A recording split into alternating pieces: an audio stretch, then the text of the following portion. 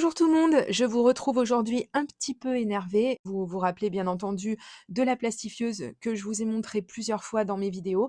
Eh bien, dites-vous qu'elle a failli mettre le feu à ma maison. Donc faites très attention, surtout si vous avez ce modèle, mais quand bien même vous auriez d'autres modèles, faites très attention parce qu'en fait, j'ai voulu plastifier quelque chose et que ce quelque chose est resté à l'intérieur de la plastifieuse. Voilà, donc je pense qu'on va arriver à le distinguer sur les images quand je vais zoomer et c'est très, très dangereux. Ça a commencé à vraiment beaucoup chauffer, beaucoup sentir le cramé. Donc là, j'ai tout éteint, bien entendu.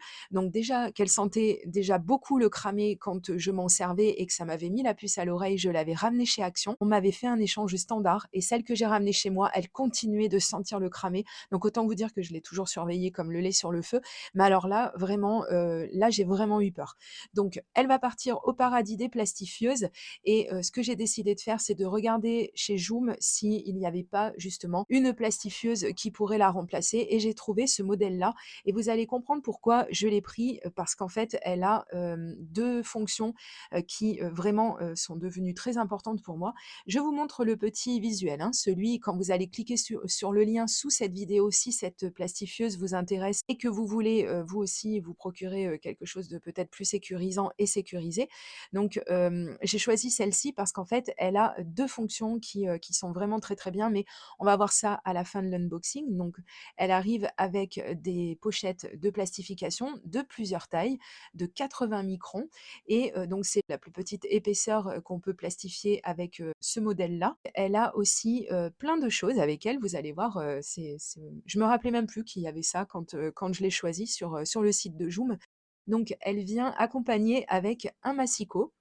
Donc et bah, écoutez, c'est toujours, bon à prendre. Après, je me suis dit, «Ah, c'est pas le massicot de l'année», c'est sûr qu'on est loin du massicot que je vous ai présenté il y a peu de temps de chez Craftelier, mais voilà, je me suis dit: «Bon, ben, ça fera toujours l'affaire et puis, on verra bien ce qu'il donne» et j'ai eu de très bonnes surprises, mais je vous en reparle un petit peu plus loin.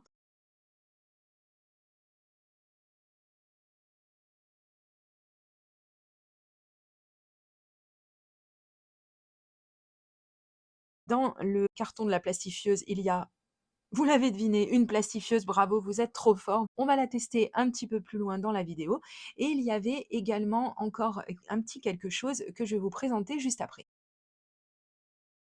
Donc on va faire le focus rapidement parce que c'est pas lui, qu'on va, mettre à l'épreuve vraiment, mais un petit peu quand même.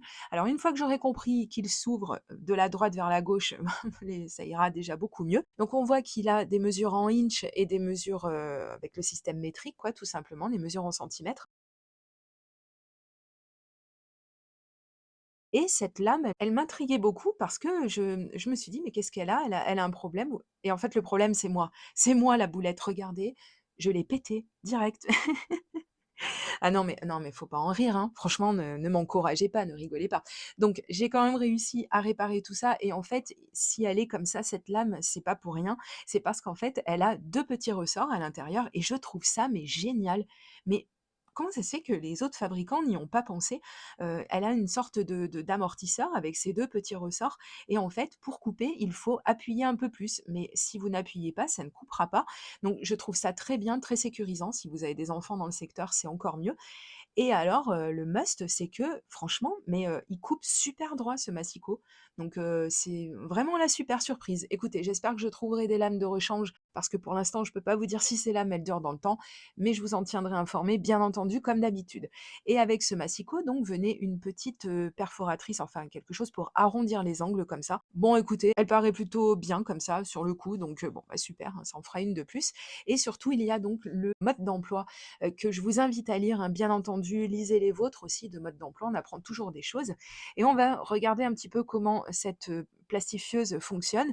Donc, ce que j'aime bien déjà et pourquoi j'ai choisi ce modèle, c'est pour ça. C'est parce qu'on peut faire de la plastification à chaud et à froid. Voilà, donc vous allez comprendre un petit peu plus loin ce qu'est la plastification à froid, restez bien avec moi. Donc on va regarder, elle a vraiment pas beaucoup non plus de fonctions de dingue, quoi, voilà, c'est quelque chose de très simple.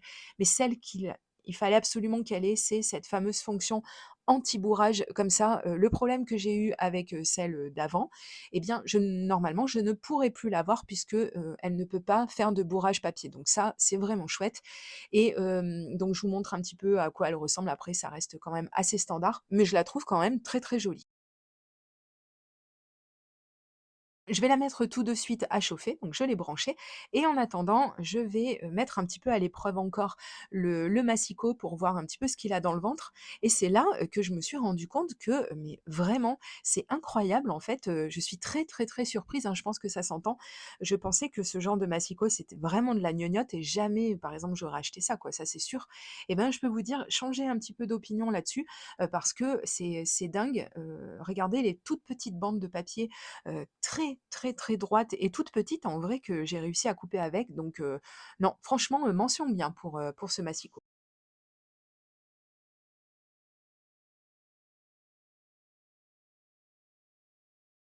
J'ai pris des fonds que j'avais créés dans des vidéos précédentes et que je vais un coup mettre de la distress dessus et cetera. Donc là, je vais être bien aidée comme d'habitude par, le la petite protection que j'ai créée avec, la plastifieuse et comme ça au moins, beh, je ne salis pas mon bureau blanc, voilà. Donc si vous voulez le lien pour fabriquer la vôtre de protection de le petit sous-main avec la plastifieuse, je vous mettrai bien évidemment la vidéo dans la barre d'informations. Et pour le deuxième fond que je vais travailler, je vais utiliser ces tampons qui viennent également de chez Joux, mais comme vous voyez, ce qui est bien, c'est qu'ils ont, les dies assortis et ça c'est vraiment super parce que le tampon plus le die assorti, c'est vraiment pas très cher sur Joom. Donc allez zioter un petit peu, voilà, on fait quand même de bonnes affaires, surtout que bientôt il va y avoir une super promotion, mais je reviendrai vous en parler. Donc j'ai sorti ma stamp plateforme de tonique et j'ai placé mes tampons pour pouvoir les tamponner tous les 2 d'un coup puisque, ce genre d'outil, ça vous permet de faire ça et d'être hyper précis et de ne pas avoir, à tout recommencer si votre tamponnage n'est pas à votre goût. Donc ça, je ne vous le dirai jamais assez que c'est pour moi un des outils primordiaux à avoir. Ensuite, je vais mettre quelques petites taches noires avec mon feutre Tombow, le noir, et donc j'en ai à peu près terminé avec, l'embellissement, on va dire, de mes petits fonds parce qu'on va pas passer 2 heures dessus. C'était vraiment dans le but de pouvoir, tester la plastifieuse.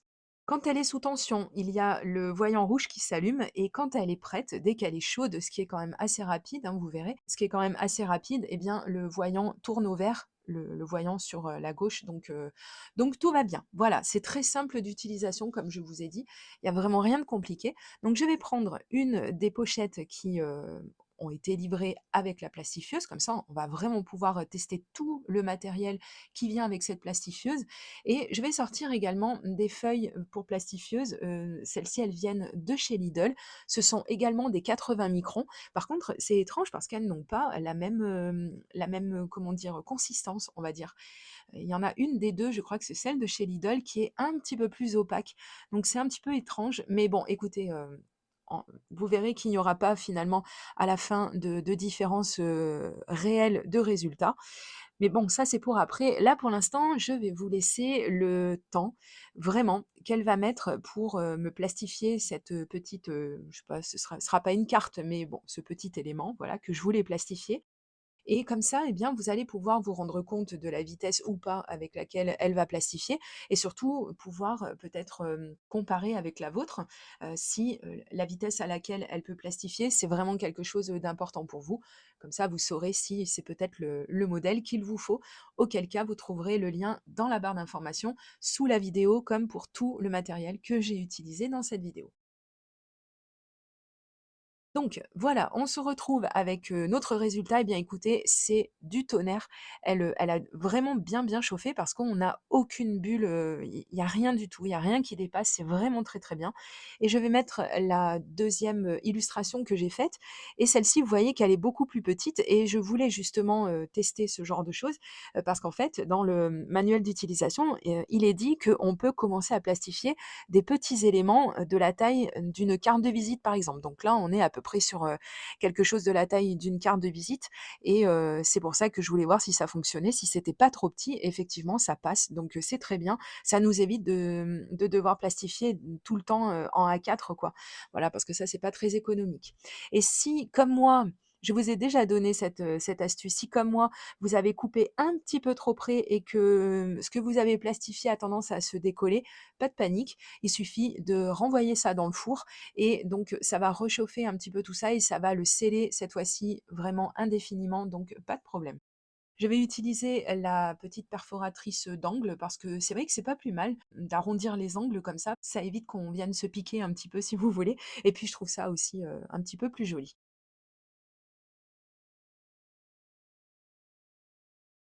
Alors tout à l'heure, je vous ai parlé de la plastification à froid et je vais vous dire comment en fait, on fait la plastification à froid. Cette imprimante le permet, mais par contre, c'est une autre méthode et surtout, ce sont d'autres pochettes. En fait, ce sont des pochettes, que vous allez ouvrir en 2, donc je vous les montre à l'écran et vous les retrouverez pareil, celles que j'ai l'habitude d'acheter sur Amazon, dans la barre d'informations. Donc en fait, ça se présente ainsi, c'est une pochette qu'on ouvre. Donc sur le côté gauche, vous allez placer le motif, que vous souhaitez, venir, plastifier à froid et sur le côté droit, il y a une protection en fait qu'on vient enlever et sous cette protection, il y a une feuille transparente qui colle énormément et vous l'aurez compris, il suffit de refermer les 2, de bien venir maroufler, on fait ça vraiment proprement et après, on passe dans la plastifieuse avec la fonction, plastification à froid, ce qui fait que les 2 rouleaux de la plastifieuse vont venir appuyer dessus. On se retrouvera avec un résultat très, très bien. Un petit peu moins bien, cependant que la plastification à chaud, mais enfin, c'est sympa quand même, voilà. N'hésitez pas à me dire dans les commentaires, vous, si vous êtes content, de votre plastifieuse ou si justement vous cherchiez une bonne plastifieuse à acheter et je vous dis à très, très bientôt pour de prochaines vidéos création. Gros bisous, bye bye.